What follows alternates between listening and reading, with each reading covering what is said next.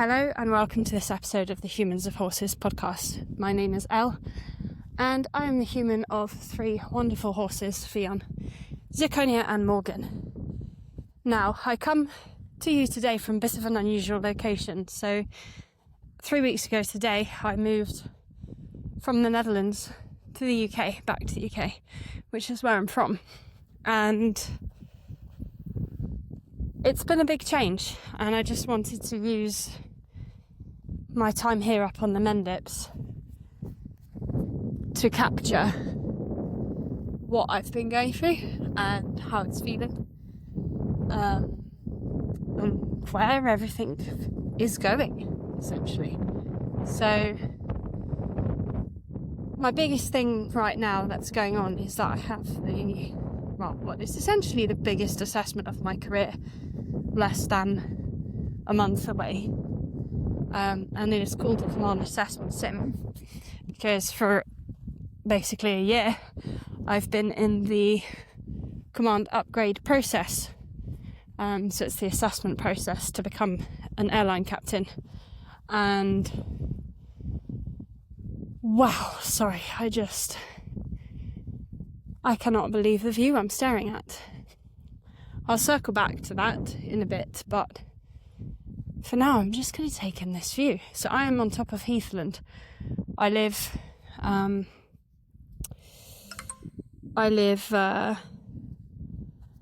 basically on a farmhouse which we're renting, and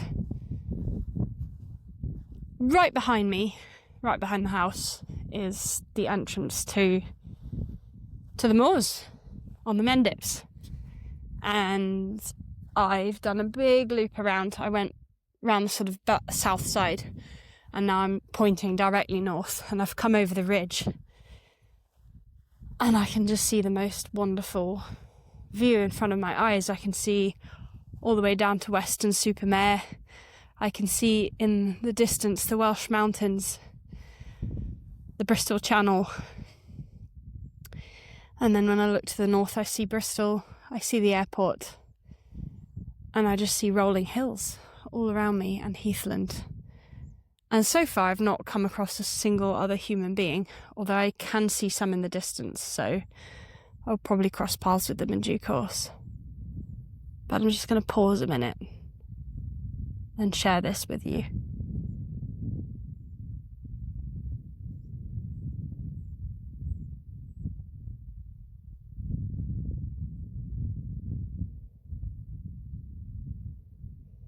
I'm not very familiar with my species of birds, but I can hear little birds tweeting as they dive down to the ground after taking flight, talking to each other. I hear the crickets rubbing their legs together in the long grass beside me.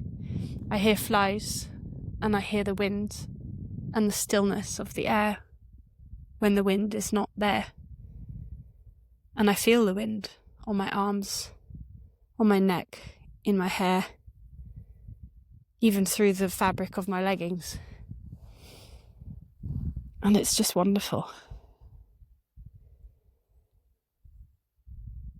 And I'm up here slightly inspired by Katrina MacDonald, because on the 22nd of June, which was my 30th birthday, I participated in one of her horse circles. And it was the first time I'd ever participated in a circle, and it was the first time I'd say I was ever in a space to participate and to connect with the horse circle, which other people call the equine collective or the equine spiritual wisdom. Because in the past I wasn't there yet. But I'm there now, and I'm starting to open up those channels of communication and intuition to deeper and deeper levels as I carry on my journey with my horses and all the wonderful humans that I'm coming to meet, thanks to my horses and thanks to this podcast. And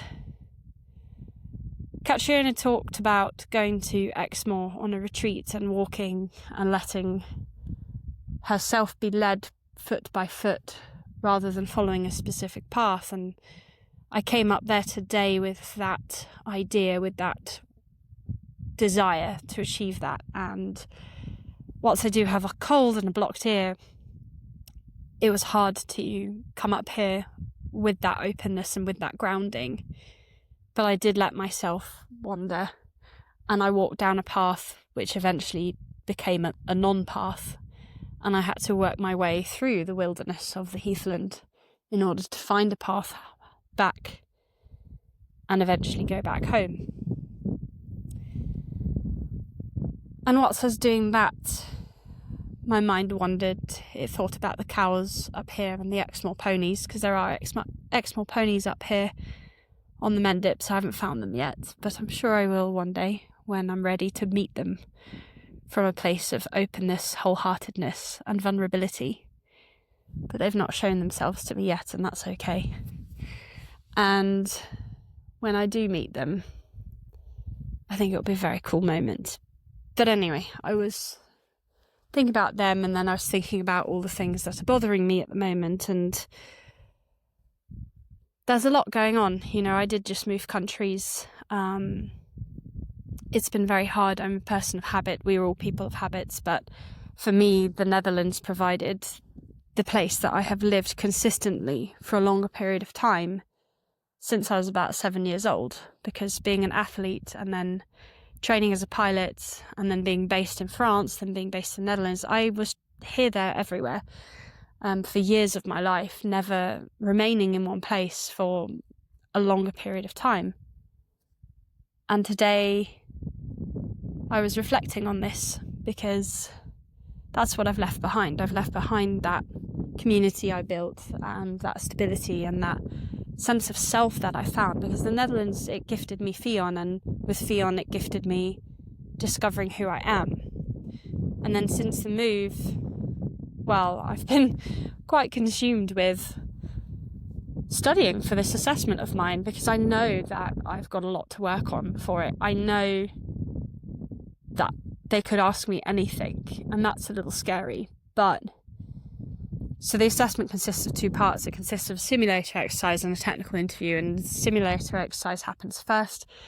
And weirdly, that I'm not worried about, because in my 6 monthly simulators, we get to, well, once a year, we get to do what's called a first officer development exercise, which is basically where you act as the captain and you're given a emergency situation to deal with.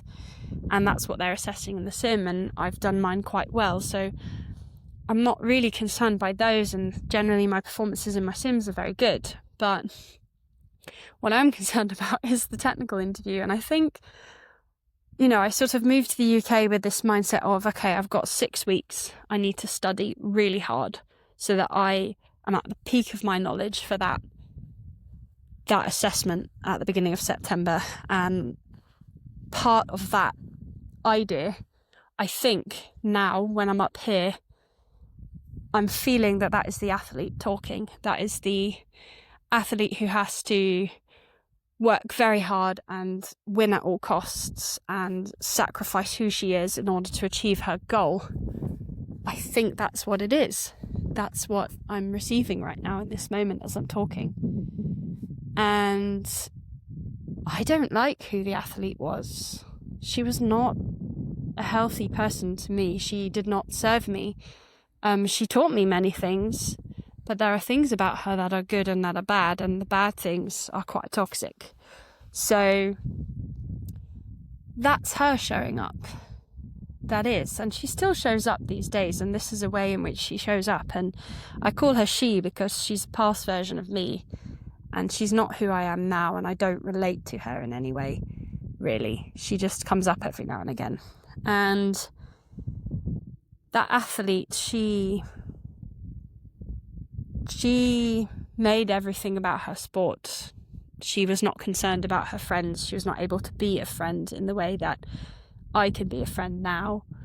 And she gave everything to her sport and to the success of her sport, but at huge costs. And that's what I've been picking up again the last few weeks, and actually being up here on the moors and being free. I know that I'm not honouring me. I'm not honouring Rachel.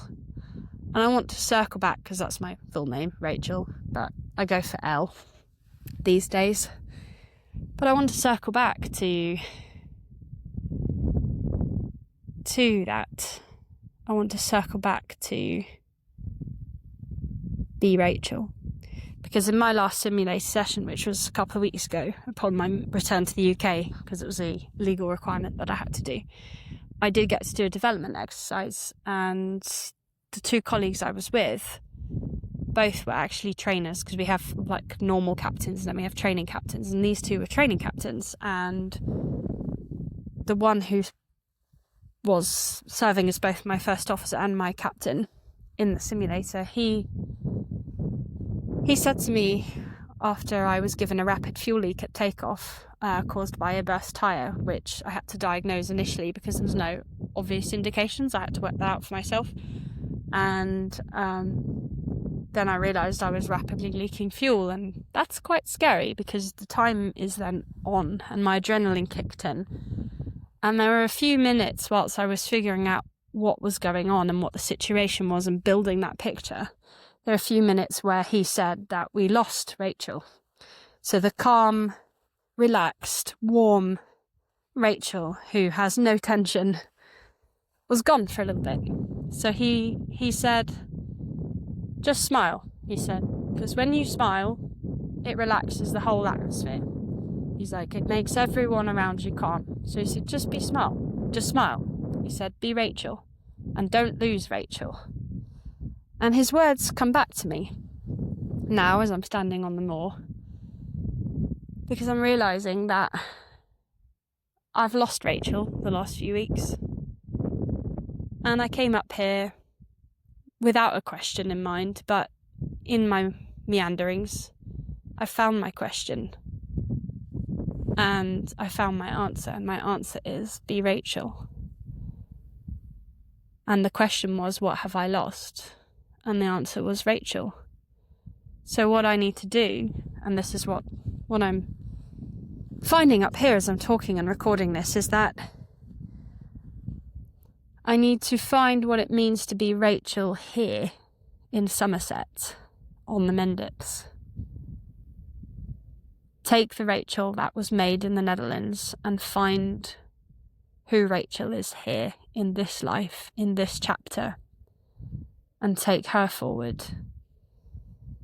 And in my preparation for my assessment, I need to also be Rachel. Not the athlete, not the person over-preparing, not the person studying everything there is to possibly study and getting burnt out by doing so. No. Instead, I need to know that I am enough, because I've passed everything so far and I've done very well.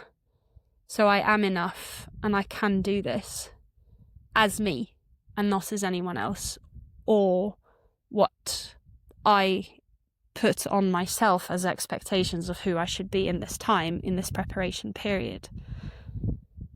So then what does it mean to be Rachel as I prepare for this assessment? Well, I think it does mean putting bits of the house away, getting furniture, building a home, organising myself, because everything is in chaotic mess and piles and boxes at the moment. Because doing those things gives me a sense of peace and grounding and satisfaction, and it builds the feeling of a home. And then what I also need to do is I need to be up here in nature, going on walks, letting myself be free. And then, of course, at work, continue to grow and develop every day as I have been doing over the last year, and building my knowledge that way. And that is how I'm going to be Rachel over the next weeks. So thank you for listening to this episode. It's a little bit different. It's very much intuitive, because I literally started playing record on my phone as I was walking, and then I ended up stopping walking in this very spot where I can look to the south and see the Somerset levels.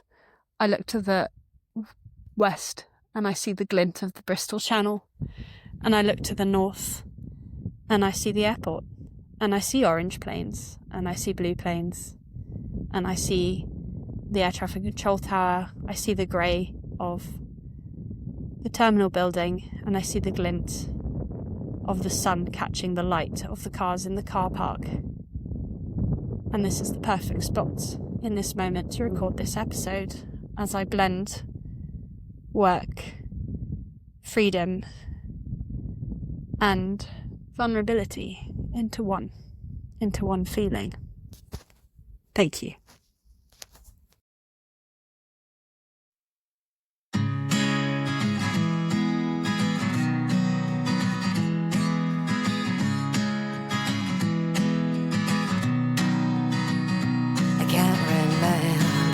Time before you walked into my life, you took the broken parts of me and made it all alright. There's an easiness to your grace that I will never know, and every day this feeling only grows, and every moment with you just bleeds into one. Your easy smile greets my eyes just like the morning sun, a reflection of my soul, one heart that beats for two. Just know my love there, I will carry you.